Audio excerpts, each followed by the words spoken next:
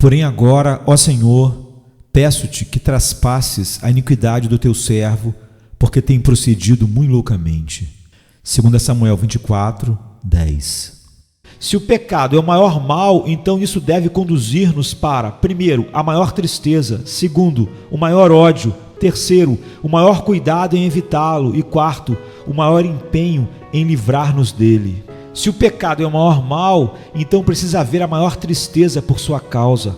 Nenhuma aflição, nenhum problema, nenhum mal deve ser tão amargo para nós como o pecado, porque o pecado é o maior mal. É uma coisa triste ver nossos corações suscetíveis e sensivelmente afetados com males menores e problemas menores e ainda permanecerem duros e insensíveis ao pecado, o qual é o maior dos males. Seria sábio de nossa parte, portanto, quando nenhum outro mal estiver sobre nós, voltarmos todos os nossos lamentos, lágrimas e tristezas para o pecado.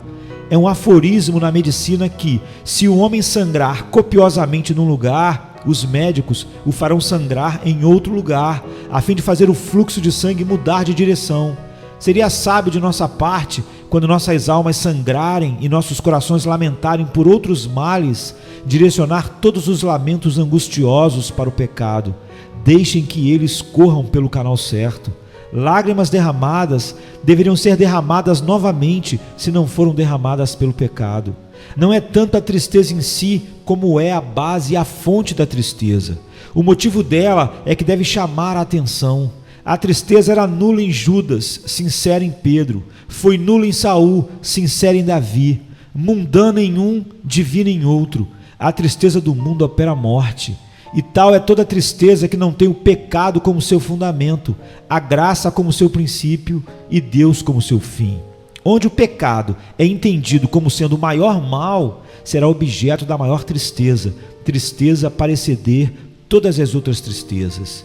Então, em primeiro lugar, embora nem sempre em quantidade e tamanho, mas em qual ida de equivalência, um pouco de ouro vale tanto quanto uma grande quantidade de terra.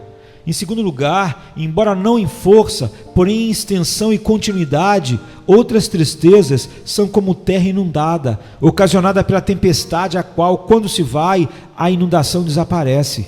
Essa tristeza divina vem de um manancial, e tendo uma fonte para alimentá-la, é permanente mesmo quando a outra se vai. Esta é a diferença entre a tristeza divina e a outra. As tristezas do povo de Deus, que são espirituais, vêm de um manancial. A tristeza mundana surge da tempestade, da comoção.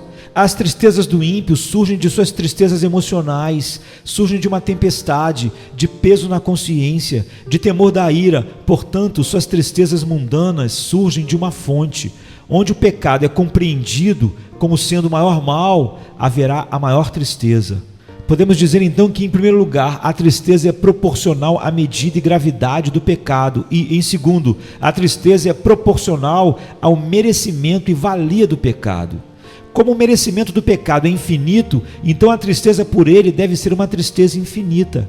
Infinito, digo, não em ação e expressão, porém no desejo e afeição da alma.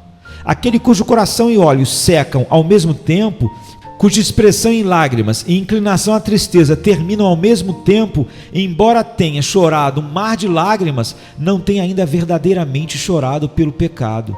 Se a tristeza vem de Deus, há uma disposição ao lamento mesmo quando cessam as expressões de lamento, porque cada gota de lágrima vem de uma fonte interior de lágrimas. Como cada ato de fé surge de uma disposição de crer, um hábito de fé interior, todo ato de amor surge de um princípio de amor interior. Assim, toda expressão de tristeza surge de uma disposição à tristeza no espírito. Por isso lemos em 1 Samuel 7,6 que as tristezas dos filhos de Israel são expressas por esta metáfora: e tiraram água vinda de um poço e a derramaram perante o Senhor. Seus olhos não davam vazão à medida que seus corações se enchiam. Seus olhos não podiam extravasar tão rápido quanto seus corações produziam. Todas as suas expressões de lamento estavam aquém da disposição ao lamento que havia em seus corações. Esta é a tristeza pelo pecado.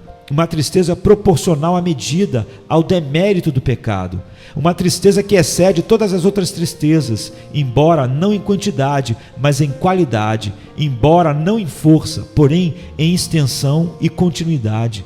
O pecado é o supremo mal? Então exige que seja manifestada uma aversão ainda maior. Nada é propriamente objeto de aversão a não ser o mal. No entanto, nem todos os tipos de males, e sim o mal do pecado. Males puníveis são mais objetos de medo do que de aversão, porque eles são males impróprios. Nada realmente é mal a não ser o que nos torna maus. E esse pode ser um meio de nos tornarmos bons, e por isso não é propriamente mal, e sim um objeto de aversão. O mal pecaminoso é objeto de inimizade, porque é mal e, sendo o maior dos males, deveria então ter o máximo da nossa aversão. Vocês que amam o Senhor, odeiem o pecado. Salmo 97:10. Não é suficiente ficar irritado e descontente com ele, pois é assim que o homem age com alguém que seja seu amigo, alguém que ele ame, mas que fez com ele alguma descortesia. Nem é suficiente desferir golpes contra o pecado, pois assim muitos o fazem hoje e o abraçam amanhã. Entretanto, vocês precisam se esforçar para matar o pecado. O ódio procura anular aquilo que ele odeia. Nada a não ser a destruição dele irá satisfazer a alma que realmente odeia o pecado. Há muitos erros nos homens com relação a este ponto. Em resumo, eu mostrarei a vocês os enganos secretos do Espírito em relação a isso e quão longe estão de odiar o pecado. Primeiro, um homem pode desavir-se com um pecador pelo qual ele foi persuadido a pecar e ainda assim não odiar o pecado. Pode matar o traidor e ainda gostar da traição. Segundo, o homem pode desavir-se consigo mesmo pelo pecado e ainda assim não odiá-lo quando este o incomoda, pois ele gosta de pecar. Terceiro, o homem pode indispor-se com o pecado e ainda assim não odiá-lo. Atira fora o carvão em brasa quando ele o queima, e ainda assim não se contraria com o negrume ou a sujeira que vem dele.